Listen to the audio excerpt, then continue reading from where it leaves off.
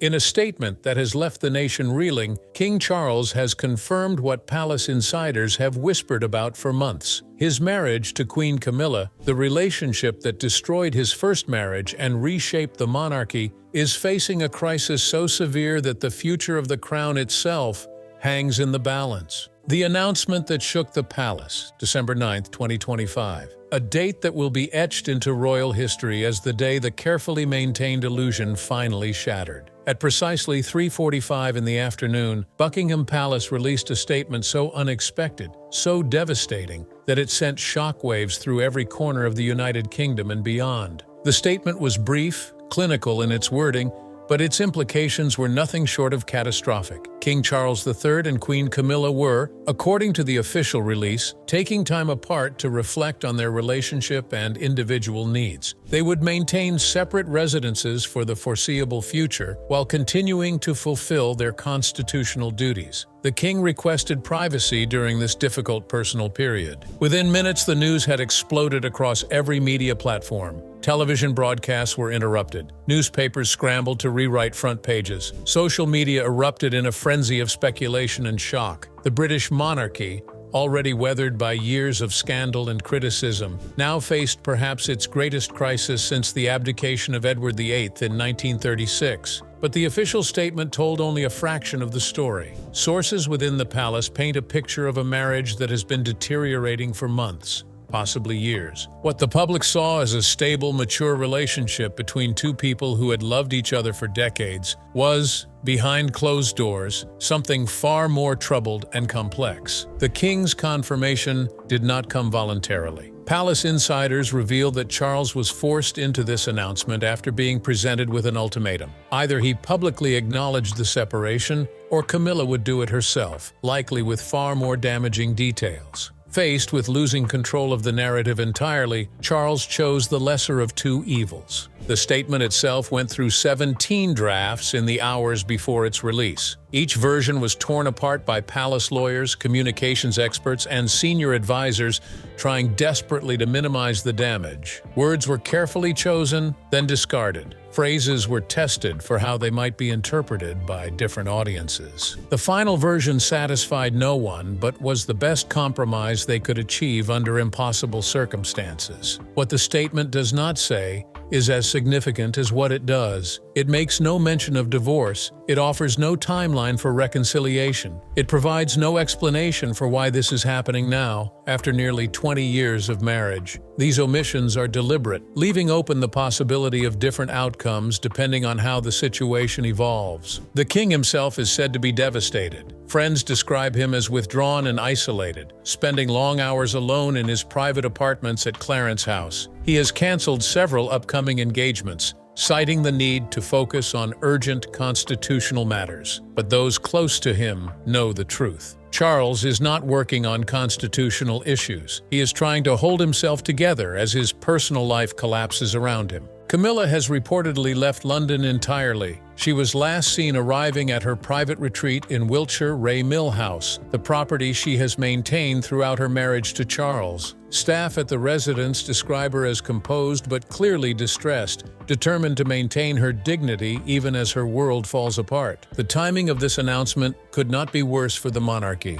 Charles has been king for barely 2 years, still working to establish himself in a role he waited 7 decades to assume. His approval ratings have been mixed, with many Britons remaining ambivalent about a monarch they associate with the destruction of Diana's happiness. A marital crisis now threatens to completely undermine his reign before it has truly begun. Prince William and Catherine are said to be privately furious. They have worked tirelessly to restore the monarchy's image after years of scandal. William's careful, measured approach to royal duty has won praise and helped rebuild public trust. Now his father's personal life threatens to undo all that progress. The Prince and Princess of Wales have issued no comment, but their silence speaks volumes. Prince Harry, watching from California, has remained characteristically quiet, but those close to him suggest a mixture of vindication and sadness. Harry has long claimed that his family prioritizes image over substance, that they hide dysfunction behind carefully managed public appearances. His father's marital crisis seems to prove him right, yet there is no joy in being correct about something so painful.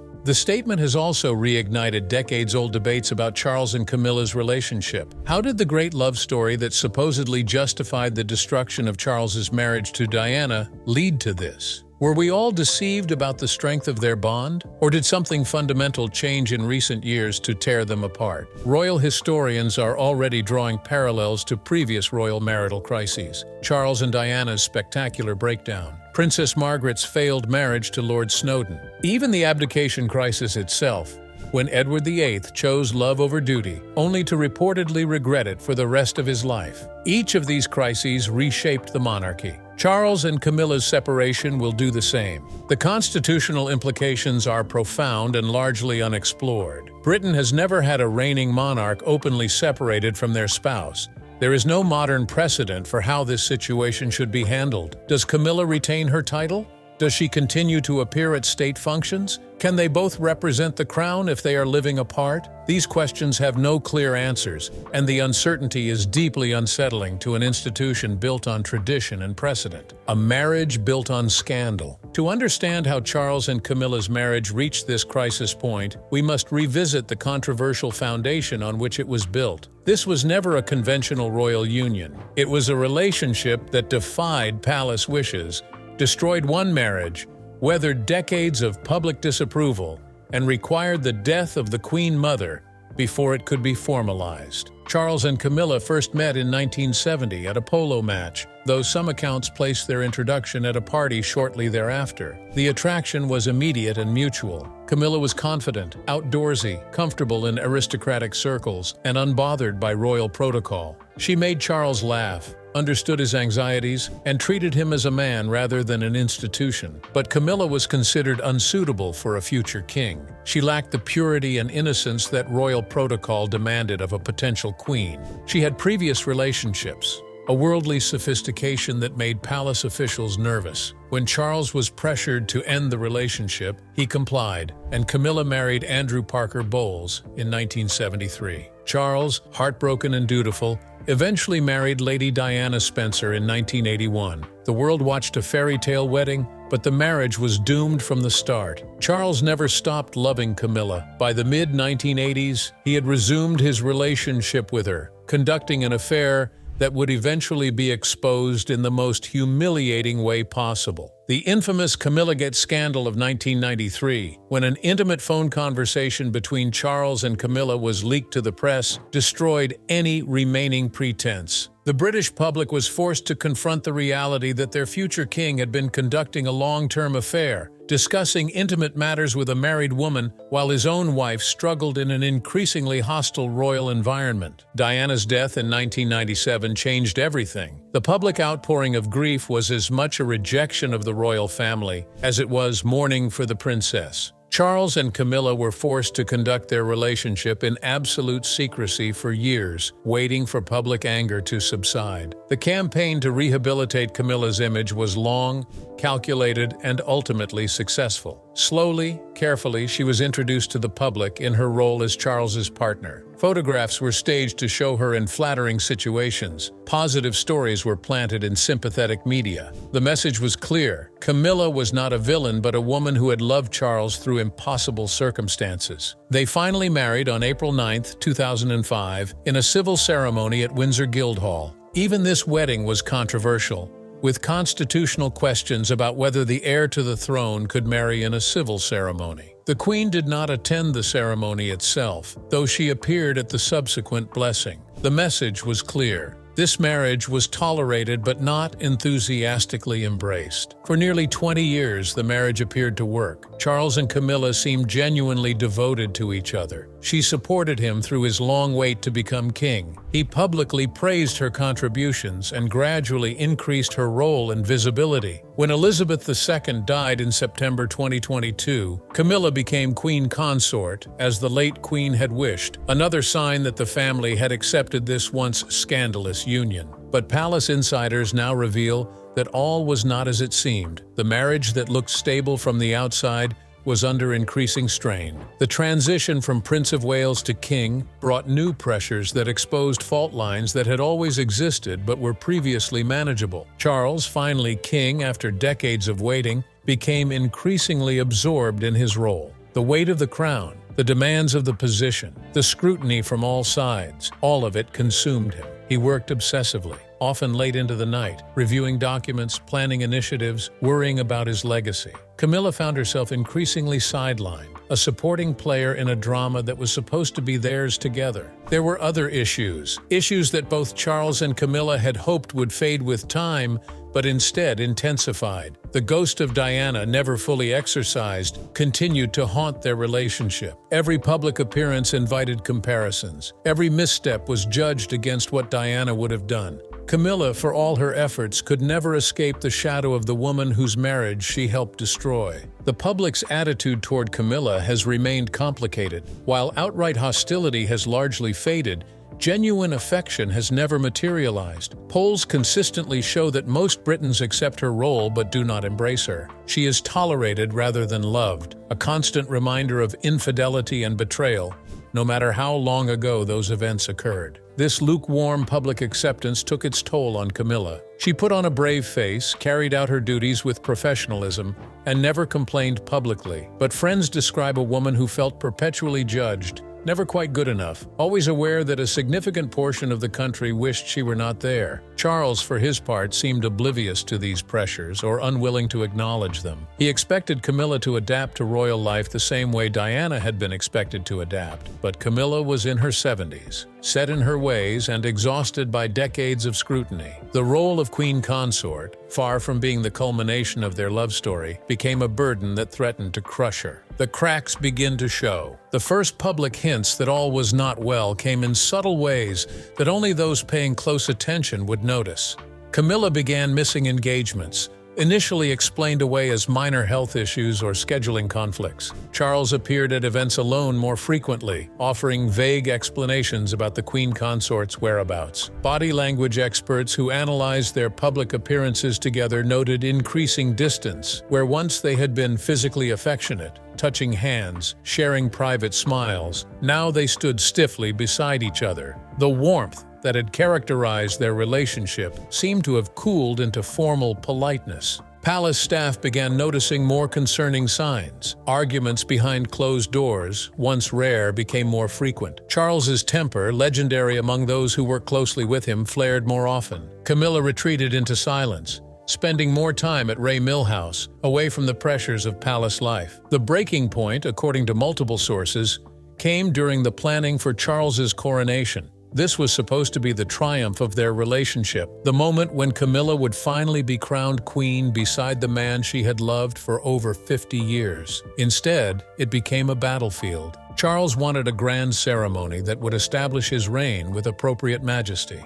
Camilla, exhausted and increasingly ambivalent about her role, pushed for something smaller and more intimate. Every decision became a fight. The guest list, the music, the timing, even what Camilla would wear, all of it sparked conflict. Sources close to the couple describe a particularly bitter argument in March 2023, just weeks before the coronation scheduled for May 6th. Charles accused Camilla of not taking her role seriously, of letting him down at the most important moment of his life. Camilla reportedly responded that she had given up everything for him, endured decades of hatred and abuse, and deserved better than to be treated as a prop in his royal production. The coronation itself went forward as planned on May 6, 2023, and to outside observers appeared successful. But those who were there describe an atmosphere of tension beneath the pageantry. Charles and Camilla barely spoke to each other except when cameras were present. At the coronation banquet, they sat together, but might as well have been miles apart. After the coronation, things deteriorated rapidly. Camilla began spending even more time away from London,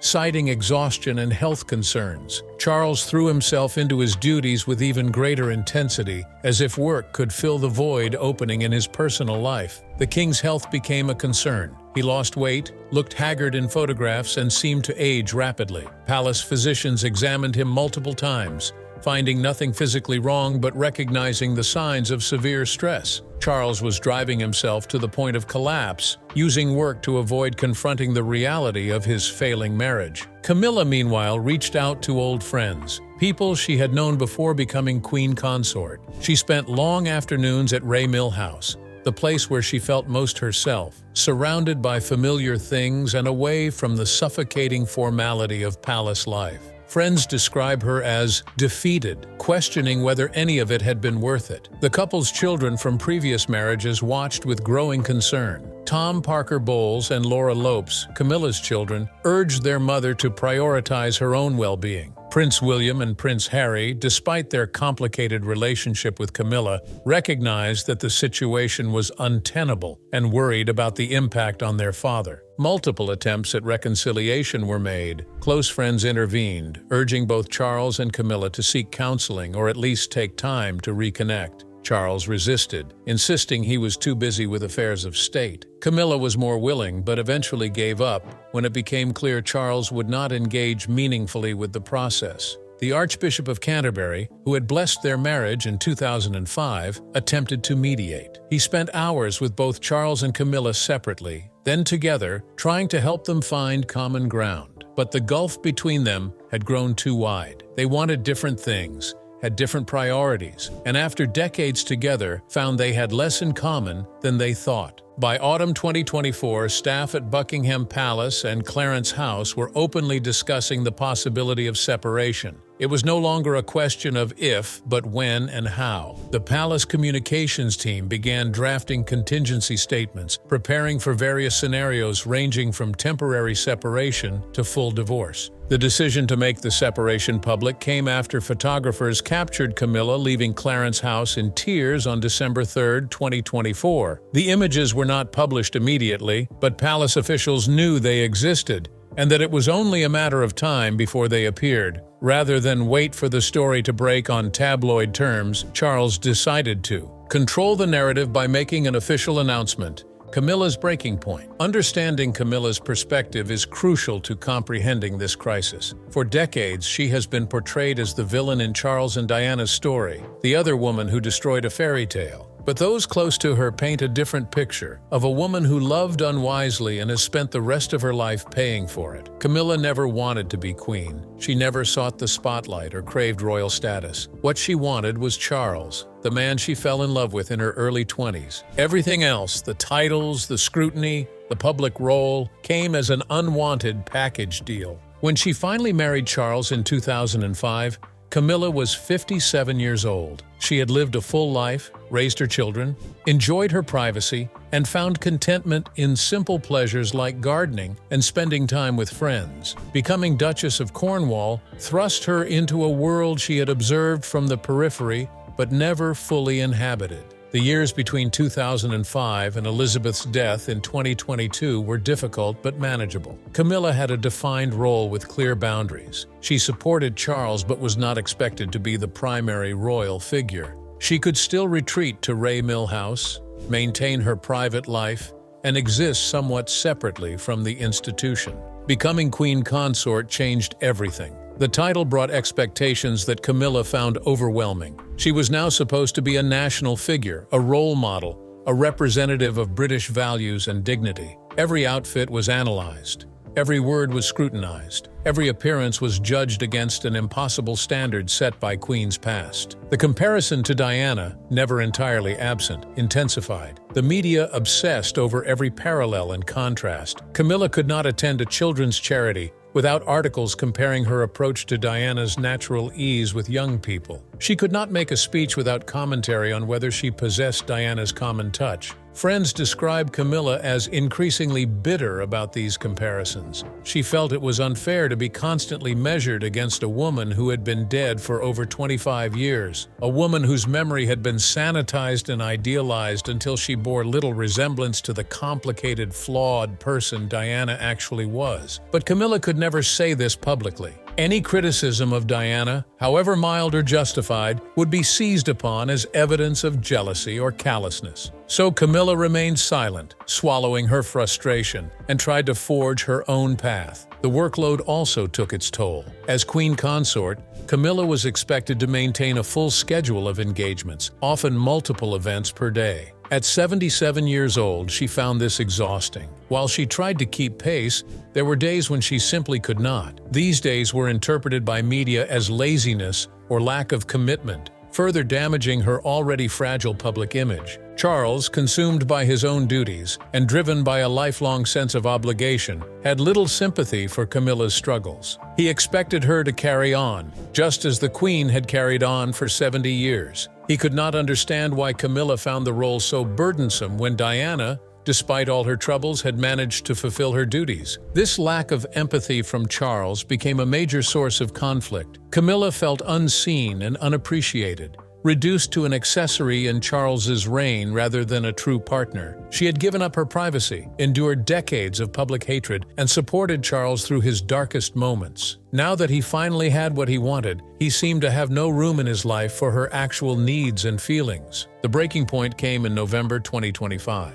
Camilla was scheduled to attend a state banquet for a visiting dignitary. She was exhausted, feeling unwell, and desperately wanted to cancel. Charles insisted she attend, arguing that her absence would be noticed and commented upon. They argued bitterly, with Camilla accusing Charles of caring more about appearances than her well-being. She attended the banquet, played her role perfectly, smiled for the cameras, and made appropriate conversation with guests. But when she returned to Clarence's house that night, she told Charles she could not continue like this. Something had to change or she was leaving. Charles, shocked and defensive, insisted she was overreacting. They had weathered so much together. They could get through this rough patch. But Camilla had reached her limit. She was done pretending, done sacrificing her well-being for an institution that had never fully accepted her, done living a life that made her miserable. Over the following weeks, Camilla spent more and more time at Mill House. Each return to London was harder. The palace felt like a prison, the duties felt like torture, and Charles felt like a stranger.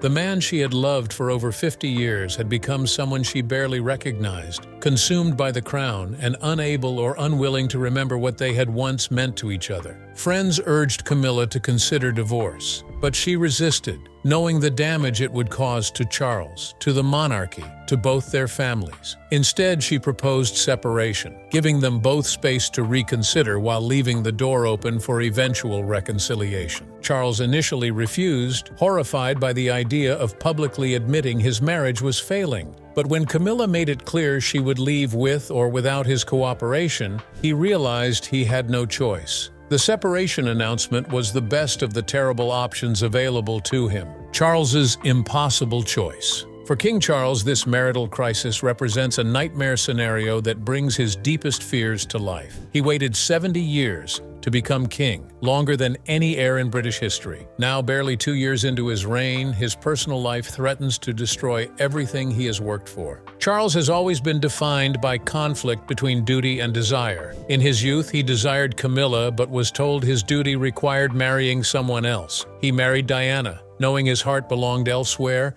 and the resulting disaster devastated 3 lives and damaged the monarchy for a generation. When he finally married Camilla in 2005, Charles believed he had resolved this conflict. He had found a way to have both duty and desire, to be with the woman he loved while preparing to serve as king. For nearly 20 years, this arrangement seemed to work. But becoming king changed the equation. The demands of the role, the weight of the crown, the scrutiny and pressure, all of it amplified exponentially. Charles found himself reverting to the patterns learned from his mother, prioritizing duty above all else, even above the relationship he had sacrificed so much to preserve. Friends describe Charles as genuinely bewildered by Camilla's unhappiness. He believes he has given her everything, made her queen, elevated her status, shared his life and position with her. He cannot understand why that is not enough, why she needs more than what he is able to give. This blindness to Camilla's emotional needs reflects a broader pattern in Charles's relationships. He loved Diana, but could not give her the emotional support she needed. He loves his sons, but has struggled to understand their different approaches to royal life. He loves Camilla, but cannot see how his obsession with duty and legacy is destroying their marriage. The separation announcement was, for Charles, an admission of failure more devastating than any other.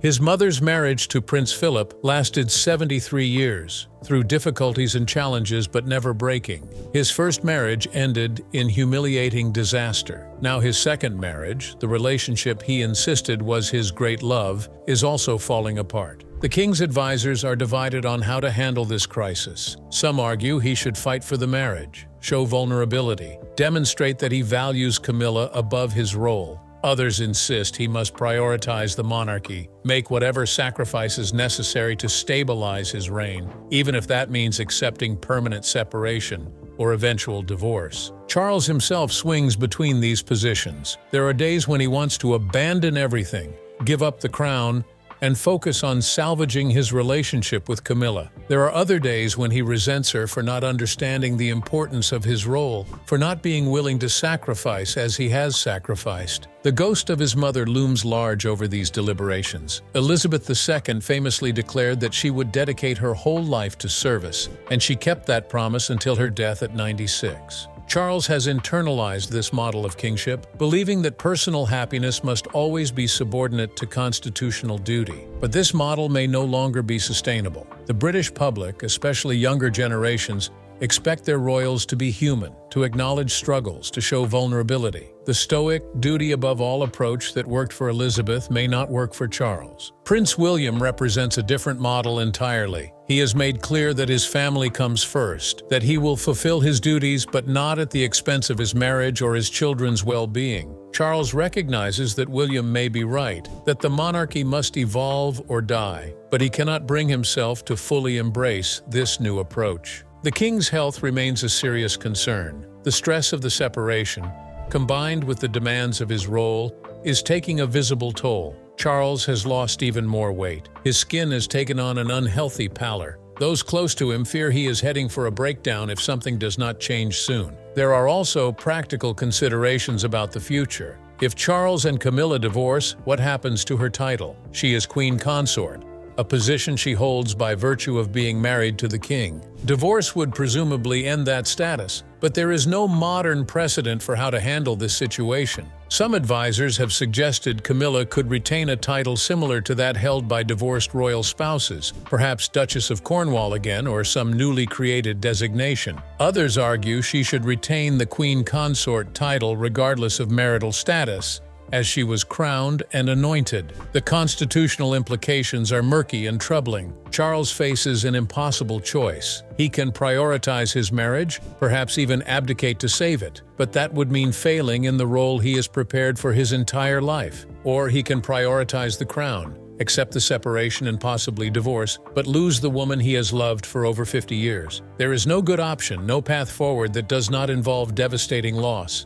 The future of the crown. The crisis enveloping Charles and Camilla's marriage raises profound questions about the monarchy's future. Can the institution survive if its king cannot maintain his own household? What does this say about the relevance of royalty in the 21st century? And how will this impact the succession and Prince William's eventual reign? Public reaction to the separation announcement has been mixed but largely sympathetic. Many Britons, especially those who remember Charles and Diana's disastrous marriage, express sadness rather than judgment. There is recognition that relationships are complicated, that even kings and queens are human, and that love does not always conquer all. But there is also frustration, particularly among those who never fully accepted Camilla. They view this separation as proof that Charles and Camilla's relationship was never as solid as claimed, that the love story, used to justify Diana's suffering, was perhaps not as epic as portrayed. Younger Britons, already skeptical about the monarchy's value, see this crisis as further evidence that the royal family is dysfunctional and out of touch. Why, they ask, should taxpayers fund an institution that cannot even manage its own personal relationships? What unique value does royalty provide that justifies this continued drama? The media has predictably exploded with coverage, analysis, and speculation. Every detail is dissected. Body language experts analyze old photographs for signs of trouble. Royal biographers rush to update their books.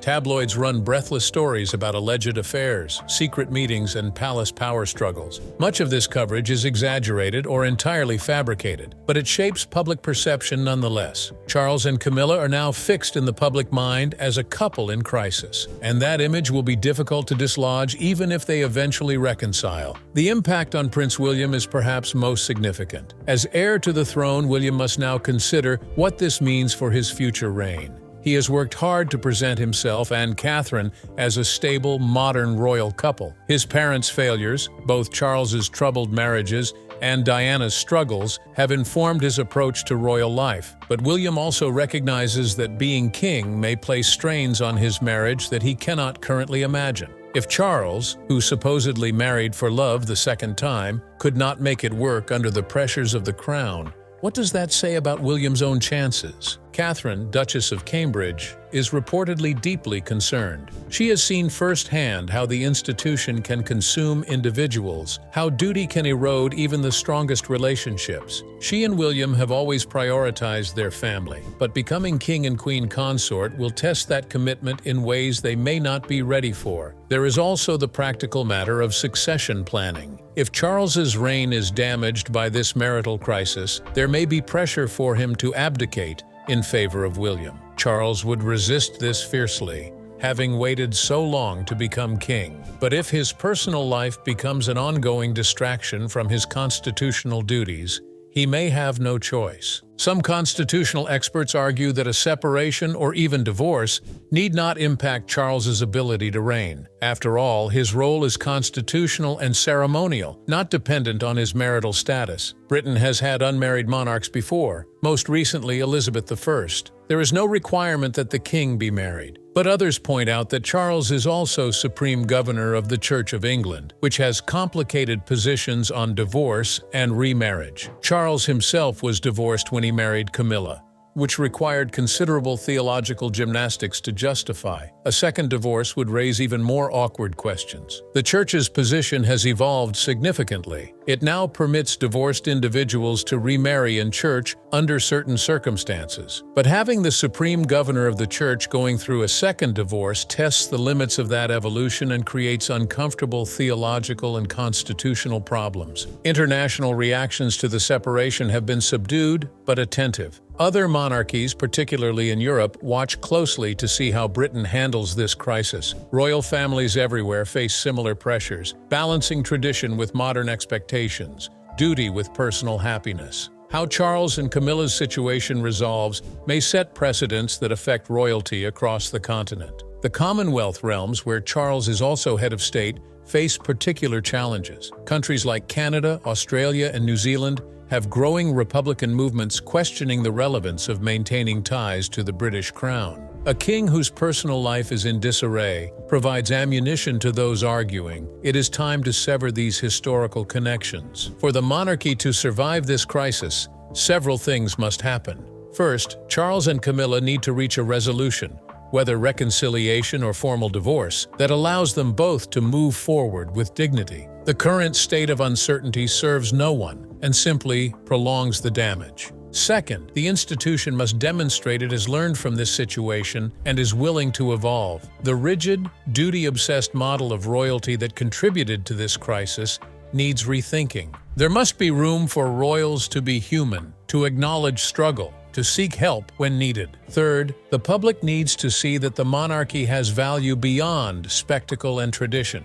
Charles's work on environmental issues, architectural preservation, and organic farming must continue and be seen as worthwhile, regardless of his marital status. The crown must justify its existence through service and leadership, not just hereditary privilege. The coming weeks and months will be crucial. Palace sources suggest that Charles and Camilla have agreed to a trial separation lasting at least 6 months. During this time, they will live apart, fulfill their duties independently, and consider what they want their future to look like. If they reconcile, the damage may be manageable. Royal marriages have survived crises before, and public sympathy for Charles's situation may allow for a fresh start. But if they proceed to divorce, the implications are far-reaching and unpredictable. King Charles and Queen Camilla's separation marks a turning point for the British monarchy. What began as a scandalous love affair has become a painful reminder that even kings are human, vulnerable to the same struggles that affect us all. Whether this crisis destroys Charles's reign or becomes an opportunity for growth and change remains to be seen. But one thing is certain: the crown will never be quite the same again.